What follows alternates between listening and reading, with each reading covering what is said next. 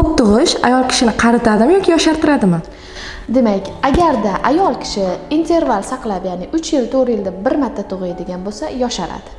Agarda interval saqlamasdan 1 yil, 2 yil ichida qayta-qayta tug'adigan bo'lsa, qarishi mumkin. Buni sizga hozir isbotlab beraman. Ayol kishi homilador bo'lganidan keyin homiladagi o'zak hujayralar ayol kishining hayotiy muhim organlariga, jigarga, buyraklariga borib, o'sha organlarni qayta tiklanishiga, yangilanishiga olib keladi va tug'ruqdan keyin ushbu ayolda yosharish kuzatilishi mumkin.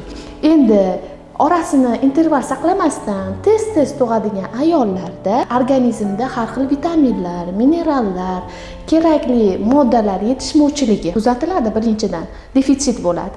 Ikkinchidan ayol kishi ko'p tug'ganidan keyin kichik yoshli farzandlari bilan uyqusizlik, ko'p stress o'tkazish natijasida stress gormonlari, kortizol, adrenalin kabi gormonlar oshib ketadi.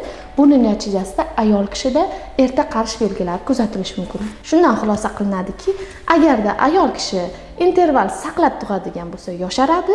Agar interval saqlamasdan tez tug'adigan bo'lsa, erta qarishi mumkin.